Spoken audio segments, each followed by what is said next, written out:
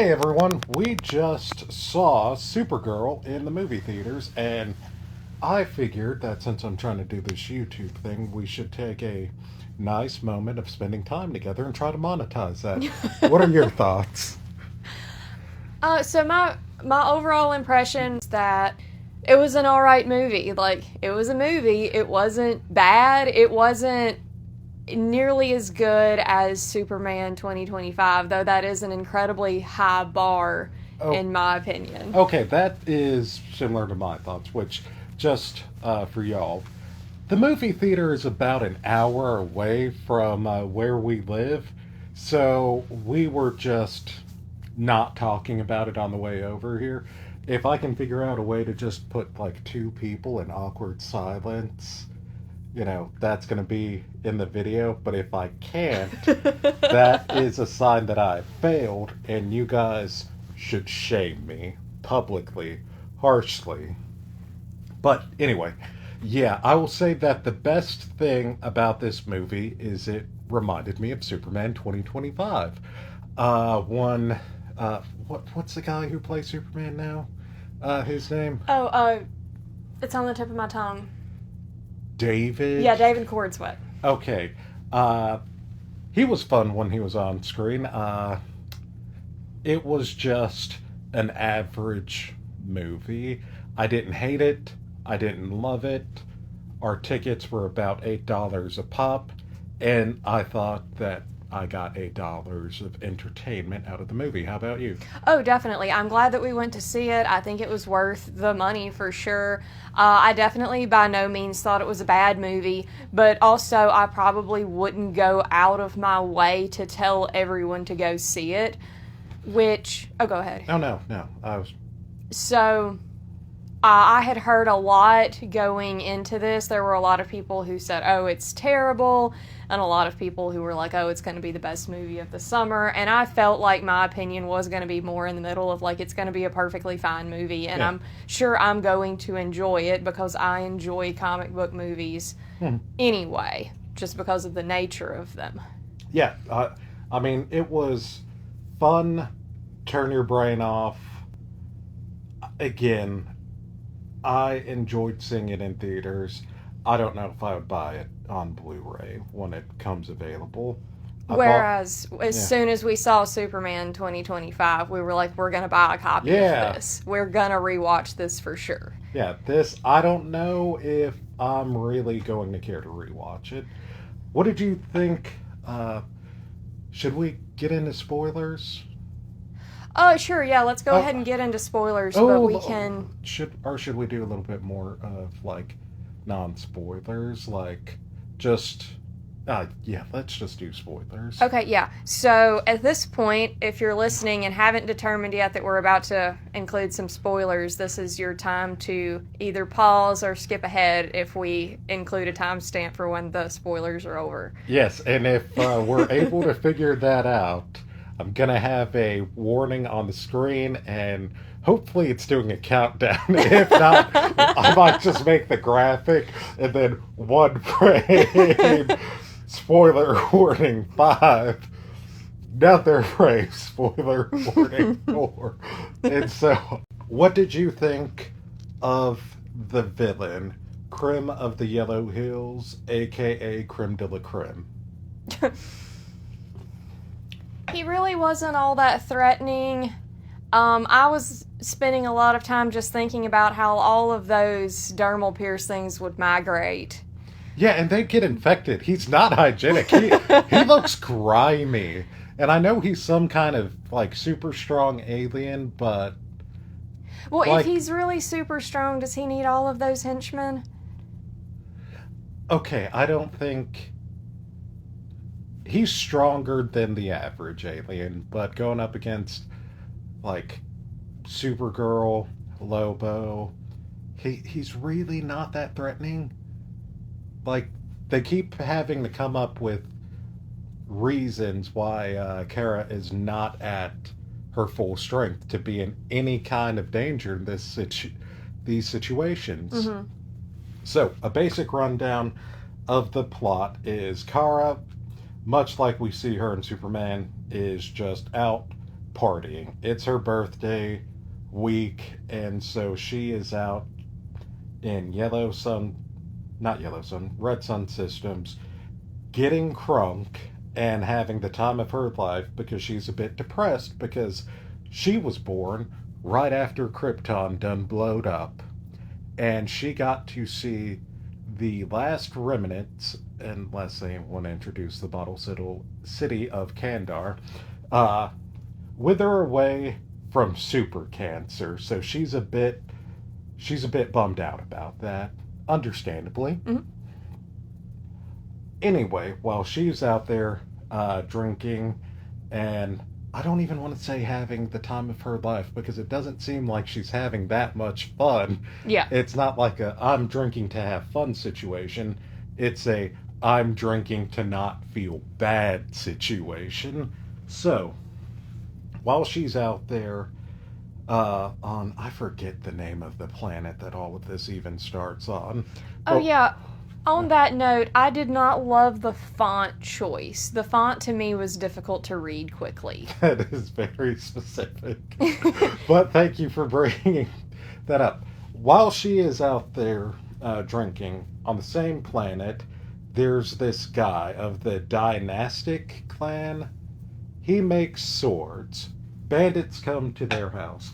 They want the swords that he's making. They also want pie, and the main guy, Creme de la Creme, eats the pie in a manner that is only matched in cinematic history by Denethor and cherry tomatoes.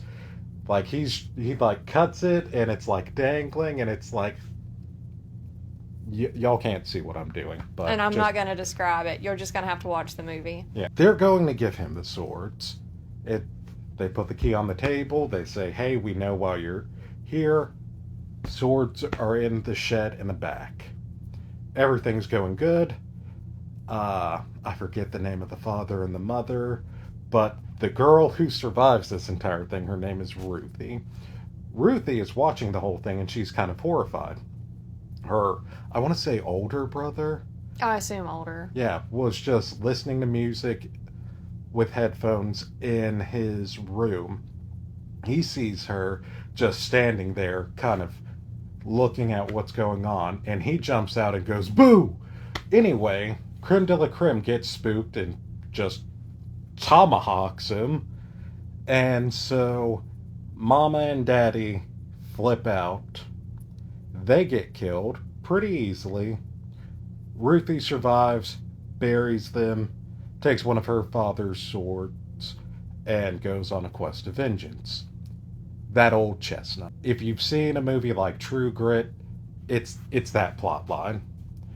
Someone's family dies, someone goes on a quest of vengeance. There's going to be a, hardened person who's just like, no, vengeance is not the way. Anyway, that's the most threatening Creme de la Creme ever gets.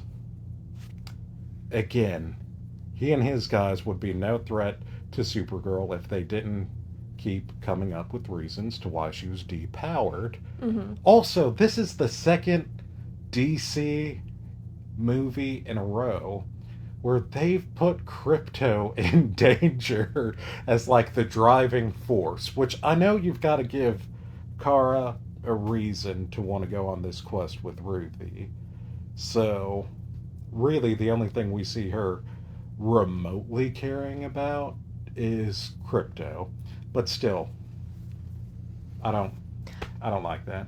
And on that note, I felt like at the end of, I felt like in Superman it was very well established that Crypto was his dog, and then am I remembering that incorrectly? Well, he said, when people ask him if it's his dog, he says it's more of a foster situation now. And it's been forever since I've looked at comic books and, the hit animated TV show, Crypto the Super Dog. But I believe Crypto is Superman's dog. That's been my understanding, but I don't know the deep lore of Crypto. So maybe I should learn more about that before speaking on it. But the ending of this movie, I felt like it was at conflict with what we've established in Superman. Okay. With, like, Crypto being at his apartment and everything, and he's ransacking the place. Well, that does seem like Crypto and Superman, but yeah, I think Crypto is Superman's, and Supergirl has a cat or a horse because, that's a girl animal. Also, on that note, I had seen a lot of people really trashing this movie online, and then a lot of people in retaliation were like, well, this is a girl movie and it's not for you, so you're not enjoying it because it's not for you. I didn't necessarily feel like this was a girl movie. I mean, sure, it's girls, but I don't think you have to be a girl to enjoy this by any means. No, it's just cape slop superhero movies. Like, okay, they did that thing where they had a cover of a song, Jimmy Eat World's in the middle. Mm-hmm. But is it Jimmy Eat World? I think it is. I'm not certain, but yeah, the music. Like, it was a cover done by a woman. Yes, and that was another, like, note that I had written down that I wanted to talk about was I felt like... You took notes? Yes, I took notes. I'm just not during the freeballing. theater. I took notes on the way home to make sure that I remembered the few things that I did want to talk about, because normally I have more that I want to say about a film than I do about this one. I really don't have a whole lot to say. Yeah, it's fine. Yeah, it was what I expected. I'm perfectly satisfied with it. If you're interested in seeing it, I think that you should. I think it's worth watching. If you're not interested in seeing it, you're not missing, phenomenal, life-changing experience. Like, you're not going to reevaluate the fundamental good angels of our nature, better angels of our nature by not watching this movie. Yeah, but yeah, I expected the music to be, not that the music was bad, but I expected more from it. Like, none of those songs were things that would get stuck in your head. Okay, yeah, that's something that I was thinking about too, because when they started playing the songs, I was like, you're trying to pull a James Gunn, because James Gunn, like, that is something that he is always good with in his movies. It's just, finding... you can count on it. Yeah, a song that goes along with the theme of the scene that's happening right now. Like, Rocket Raccoon, just going through nowhere with Peter's headphones listening to Creep by Radiohead, while Peter is just getting drunk as a skunk because the love of his life died.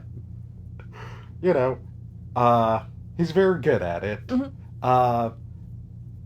He was good with it in Superman, though wasn't quite as good as what happened in Guardians of the Galaxy 3. Let's talk about Lobo. How did you feel about Lobo? It honestly felt kind of forced and unnecessary to me. Okay. That is exactly my thoughts, too, because it's like, this, I can tell, is supposed to be the character where we're supposed to just be like, oh, he's so cool, God. Yeah, and I cringed a little bit. I cringed a little bit, too. And again, it's not anything that Jason Momoa did, it's just the character. I thought he did a fine job. Like, I didn't hate Lobo. Yeah, I didn't hate him. There are some parts where it's just like, that was actually pretty funny. Yeah, that was another note that I had taken was I appreciated that they had, like, some moments of comedic relief, but they didn't try overly hard to make this funny. Because I do feel like that's one area where comic book movies can, well, I'm not sure how to say that. They can do...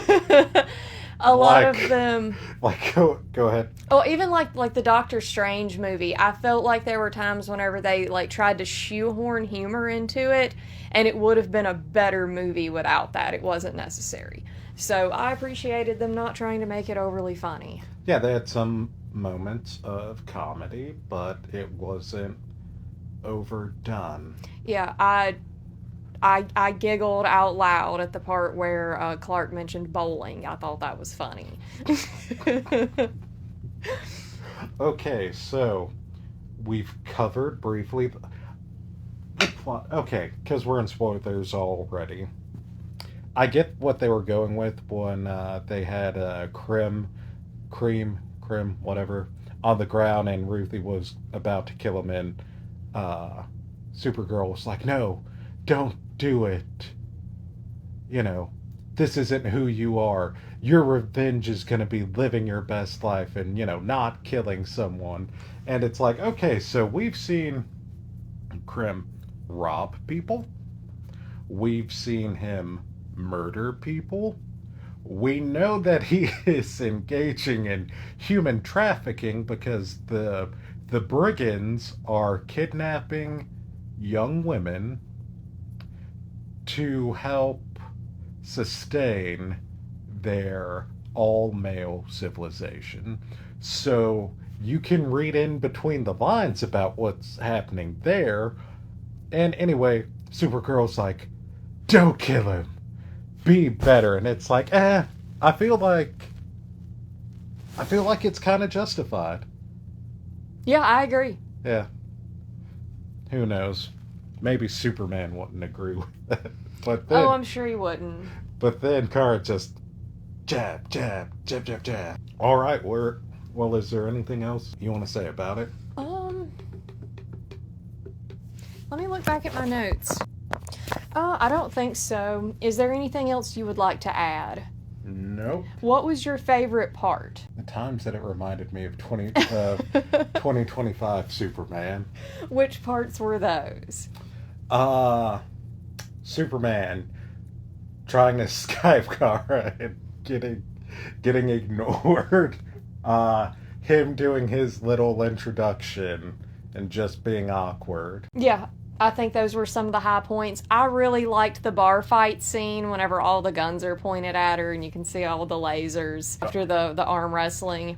I thought that was a fun scene. Okay, I thought it was fun, but also I would like to have seen a bit more of the actual fight, not just it out of focus in the background. Me too. I felt like the out of focus was fine if we had gotten some more of it too. If it had gone on a little bit longer and we could have seen more action. Yeah. But again, a lot of what I liked about that was it reminded me of something like Guardians of the Galaxy. All right. Well, I think that covers just about everything that we wanted to say about this movie. The review of the Armageddon models is still coming. I've got them all assembled. I just need to sit down, actually have some bullet points to make sure that I actually talk about everything that I want to talk about and film the darn thing. So that'll be coming up pretty soon. Thank you all for watching, and please do all of the YouTube pleasantries.